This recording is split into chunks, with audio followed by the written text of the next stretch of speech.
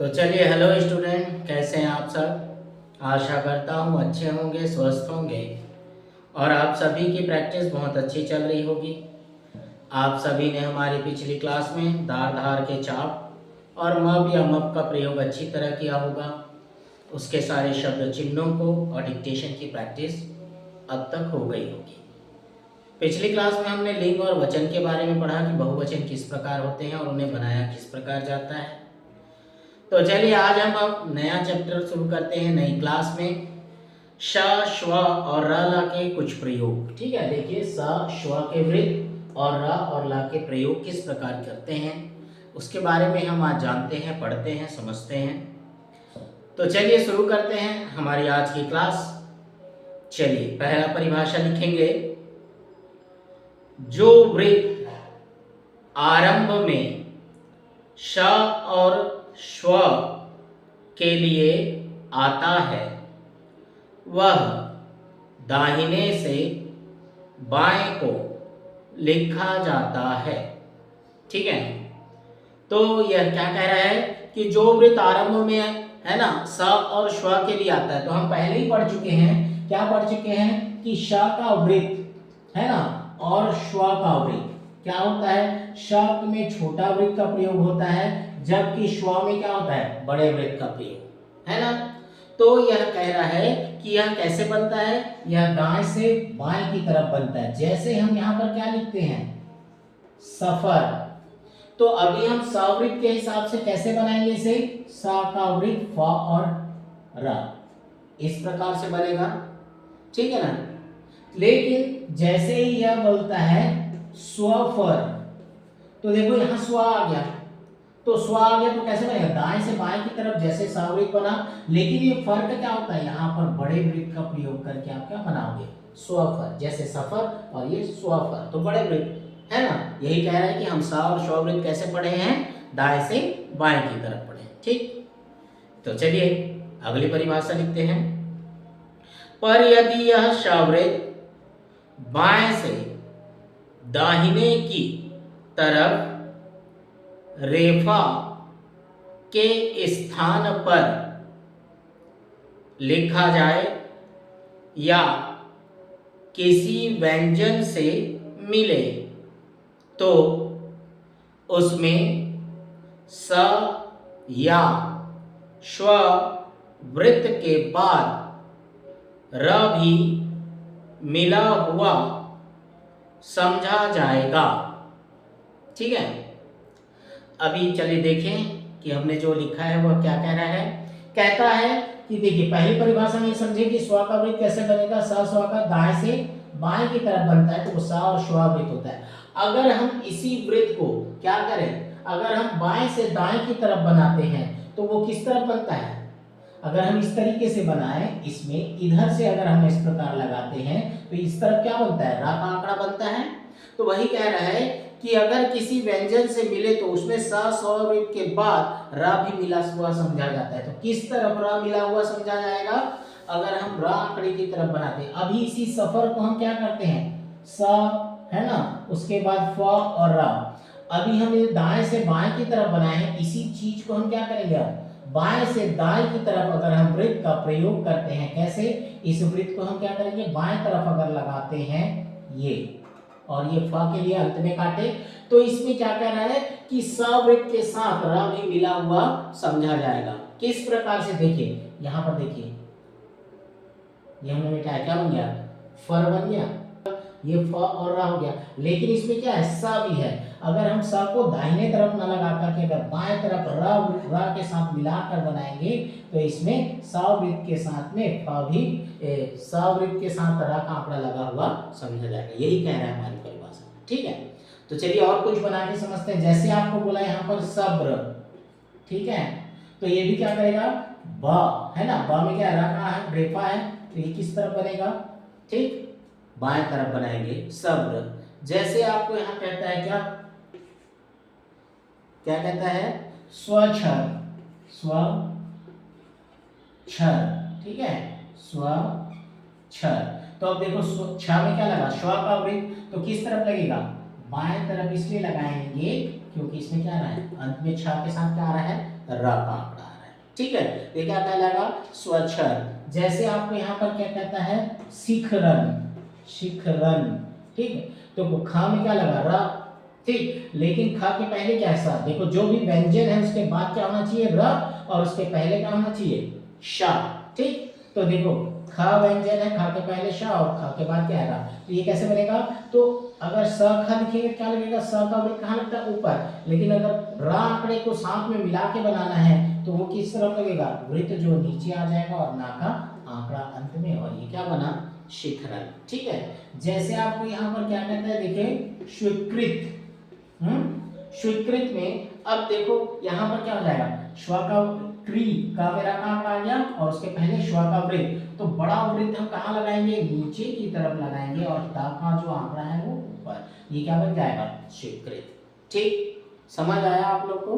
किसी व्यंजन के पहले श और उस व्यंजन के बाद अगर रा हो तो वह क्या होता है? सा का वृत्त किस तरफ लगता है? रा आंकड़े की तरफ, ठीक है।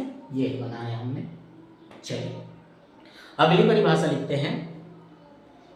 दो व्यंजनों की सरल रेखा में जहां कोण नहीं बनता वहां र की तरफ वृत्त बनाने से र लगा हुआ समझा जाता है, ठीक है। अब यह क्या कहता है? दो व्यंजनों की सरल रेखा में जहां कोण नहीं बनता, ठीक है। सरल रेखा क्या है हमारे पास में? का वर्ग है, सरल रेखा पर बनता है। एकमात्र रेखा, एकमात्र वर्ग क्या है? सरल रेखा पर क्या बनता है? का, ठीक है। तो इस पर कहता है, ठीक, कि अगर कोण नहीं बनता वहां रा की तरफ वृत्त बनाने से रा लगा हुआ समझा जाता है। जैसे आपको यहां पर कहते हैं, देखो कस कर, ठीक। देखो फिर अब देखो रा अंत में आ रहा है, का के पहले सा और का के बाद, ठीक। तो है ना। अब देखो सिर्फ कस लिखेंगे तो सा वृत्त कहाँ चल जाता है? ऊपर की तरफ। लेकिन हमें क्या करना है? रा आंकड़े की तरफ बनाना है। तो देखिए क शा का वृत्त नीचे आएगा। नीचे इसलिए आएगा क्योंकि ये देखो अब ये क्या बना? कस कर। क्यों बना? क्योंकि अगर ऊपर चल जाएगा तो सक पढ़ा जाएगा। अब देखो यहाँ पर हम अगर इसको हटाते हैं तो देखो ये का मेरा का आंकड़ा लगा, लेकिन यहाँ पर क्या है? का के पहले शा है और हमें रा आंकड़े की तरफ पढ़ना है शा वृत्त को। तो ये क्या बन जाए? क श कर, ठीक है। जैसे आपको यहाँ पर क्या कहता है? परस्पर, ठीक। पा में क्या लगा? रा का आंकड़ा, ठीक। ये क्या बना? पर। लेकिन प के पहले, दूसरे पा के पहले क्या है? सा का वृत्त और उसके बाद क्या? रा। तो रा आंकड़ा है ना बाएं तरफ लगेगा तो सा का वृत्त कहाँ लगेगा? बाएं तरफ लगेगा। तो ये क्या कहलाएगा? परस्पर, ठीक। चलिए अगली परिभाषा लिखते हैं।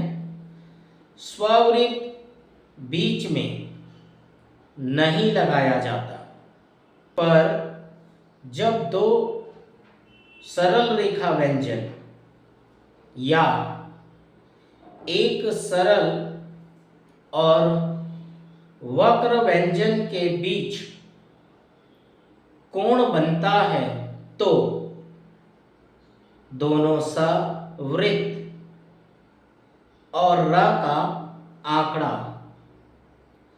अलग अलग दिखाया जाना चाहिए, ठीक है। तो चलिए देखते हैं क्या कहता है। कहता है कि जब स्ववृत्त बीच में नहीं आता, स्व का वृत्त का प्रयोग हमेशा कहाँ किया जाता है? आरंभ में किया जाता है, ठीक। जब दो सरल रेखा व्यंजन और एक सरल और एक वक्र रेखा, अगर एक सरल रेखा व्यंजन है और दूसरा क्या है? वक्र रेखा व्यंजन है, के बीच जब कोण बनता है तो दोनों शा का वृत्त और रा का आंकड़ा अलग अलग दिखना चाहिए, ठीक। क्या कहता है? जब के बीच जब कोण बनता है तो दोनों अलग अलग दिखना चाहिए। जैसे आपको यहाँ कहता है डिजाइनर, क्या है यहाँ पर? डिजाइनर, ठीक है। तो देखो ना में क्या लगेगा? रा का आंकड़ा और ड में क्या है? जब ये सरल रेखा और ना क्या है? वक्र रेखा, ठीक। ड सरल रेखा है जबकि ना वक्र रेखा, तो दोनों वृत्त और आंकड़ा अलग अलग दिखाई देना चाहिए। तो कैसे बनेगा? देखो ये क्या हो जाएगा? ड। अब हम क्या करेंगे? जा का वृत्त और क्या लगाएंगे? ना में रा का आंकड़ा। तो ड में जा का वृत्त अलग हो रहा है, ना में रा का आंकड़ा, दोनों अलग अलग दिखाना चाहिए, ठीक है। इस प्रकार से बनेगा। जैसे आपको यहाँ पर क्या कहता है, देखिए मिस्त्री, ठीक है। अब मिस्त्री में क्या हो जाएगा, देखिए माँ शाका वृत्त और तामेरा का आंकड़ा, है ना, ठीक। ये स और त्र कैसे टूटता है, ता और रा करके, त और रा हो गया, और यहाँ पर त्र के पहले क्या आ गया, शाका वृत्त, इसलिए माँ शाका वृत्त और तामेरा का आंकड़ा मिस्त्री, ठीक।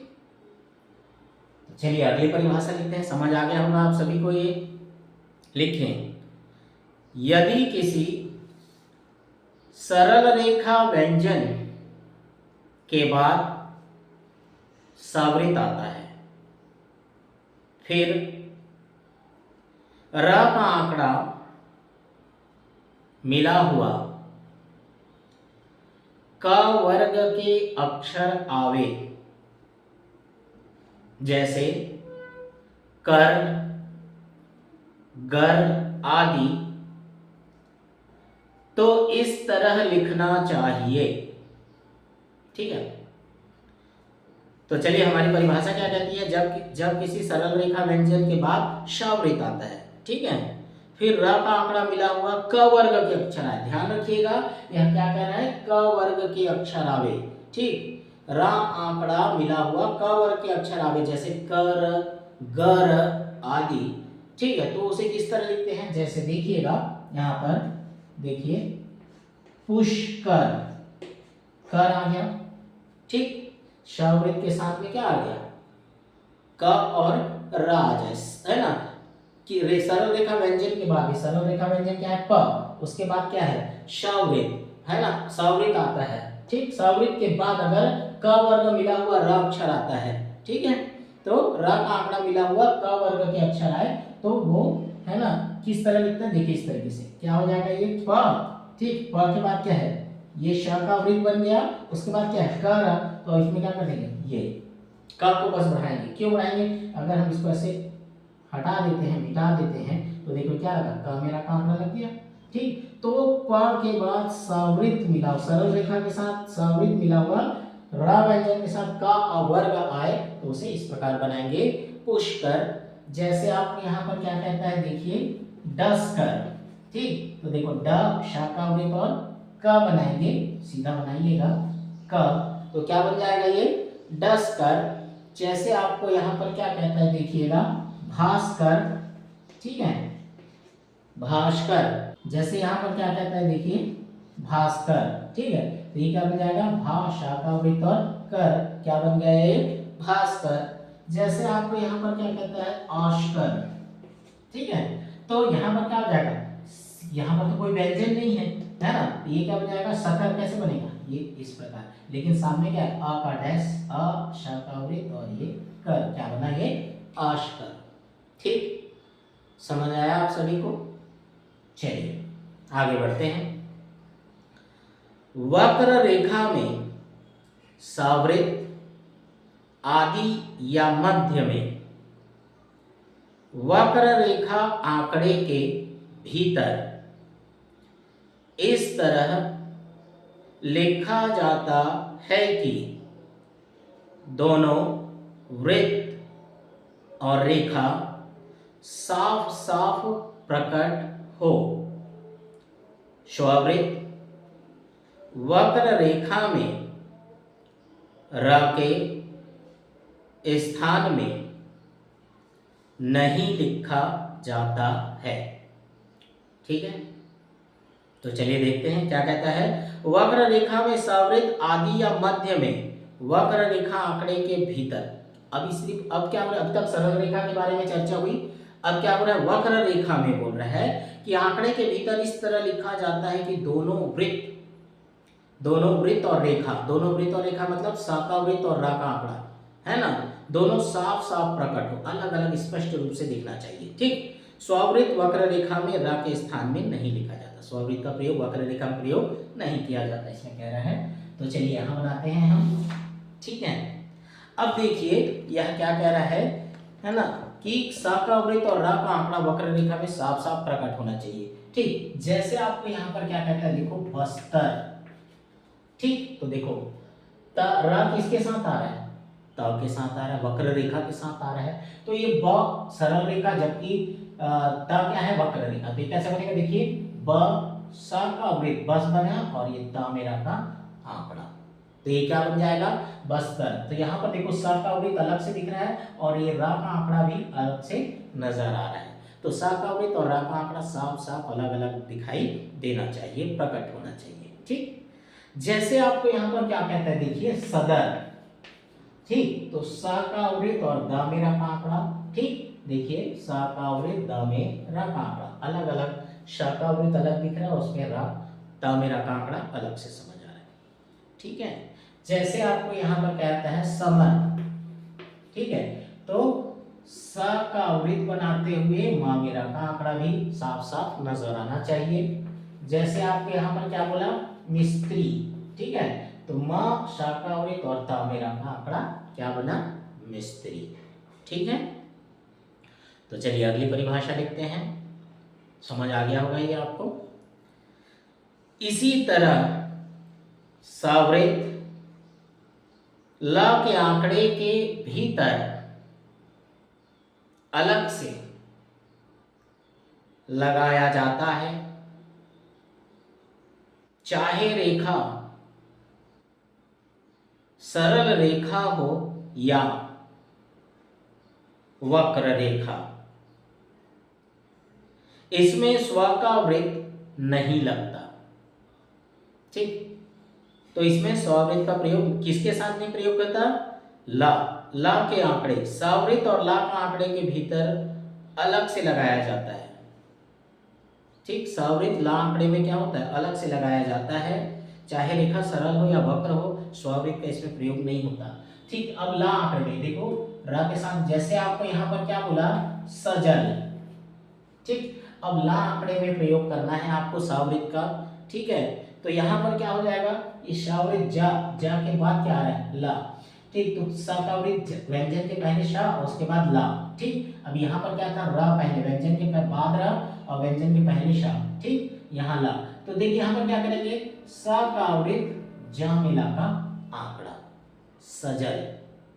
ठीक है, जैसे आपको यहाँ पर क्या कहता है, देखिए सफल। तो क्या करेंगे हम यहाँ पर, स का वृत्त बनाएंगे और फा मिला का आंकड़ा। क्या किए, स का वृत्त फा मिला का आंकड़ा, सफल। ठीक है, जैसे आपको यहाँ पर कहता है सदल। तो स का वृत्त और द मिला का आंकड़ा, सदल। बड़ा वृत्त हो जाएगा, सॉरी आंकड़ा बड़ा हो जाएगा, फैल जाएगा द में। जैसे आपको यहाँ पर क्या कहता है, शकल।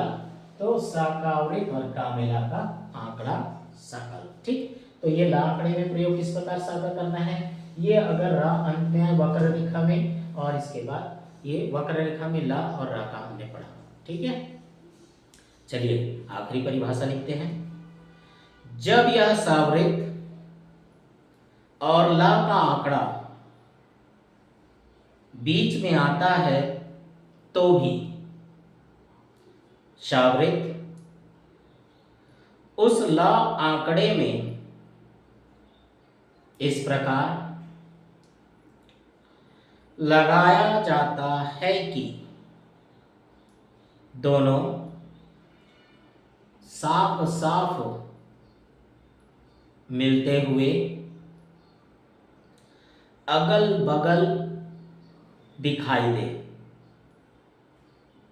अगर ऐसा ना हो सके तो पूरा संकेत लिखना चाहिए। ठीक, तो चलिए देखते हैं क्या कहता है ये परिभाषा। सवृत्त और ला का आंकड़ा बीच में भी आता है, अभी देखो ये अंत में है ना। ठीक, तो सवृत्त और ला का आंकड़ा बीच में भी आता है तो भी सवृत्त और ला आंकड़े में इस प्रकार लगाया जाता है कि दोनों साफ साफ अगल बगल दिखाई दे। ठीक, जैसे इसमें देखो स का वृत्त और रा का आंकड़ा अगल बगल स्पष्ट दिखाई दे रहा है, यहाँ पर देखो। ठीक है, तो उस प्रकार से क्या कहता है ये कि स का वृत्त और ला का आंकड़ा अगल बगल साफ साफ दोनों दिखाई दे। जैसे आपको यहाँ पर क्या कहता है, देखिएगा पशुबल। देखो अब देखो बा के बाद क्या आ गया, ल, और बा के पहले क्या है, श का वृत्त। तो दोनों साफ साफ दिखाई देना चाहिए। प शाकावृत और बा मिला का आंकड़ा, देखिए ऐसा ब शाकावृत और ला में, है ना, ब मिला का आंकड़ा, ये क्या कहलाएगा? पशु बल, है ना। जैसे आपको यहाँ पर क्या कहता है, बिस्कल, ठीक है, ये क्या कहलाएगा? बिस्कल। तो दोनों साफ साफ दिखना चाहिए, है ना। तो देखो ब शाकावृत और का मिला का आंकड़ा, ये क्या कहलाया? बिस्कल। ठीक, समझ आया आप सभी को? स स्व का प्रयोग इस ये हो गया, र का प्रयोग हो गया, ये र का प्रयोग हो गया, और इसके बाद ये ल का प्रयोग हो गया। ठीक है, तो चलिए, आशा करता हूँ आपको यह क्लास अच्छी तरह समझ आया होगा। इसकी जो परिभाषा मैंने पॉइंट टू पॉइंट आपको लिखाया है, ठीक है, उसे आप अच्छी तरह लिखिएगा, समझिएगा। ठीक, उसके बाद परिभाषा लिखने के बाद इन सब उदाहरणों को, परिभाषा को जो उदाहरण है उनको बनाइएगा। ठीक है, इन सभी शब्दों की आप प्रैक्टिस कीजिएगा, एक एक दो दो पेज, ताकि आपको बनाने में सुविधा हो सके। ठीक है, तो चलिए इसी के साथ हम अपनी आज की क्लास समाप्त करते हैं। मिलते हैं अगली क्लास में इसके शब्द चिन्हों के साथ। ठीक है, तो चलिए आज इतना, मिलते हैं अगली क्लास में।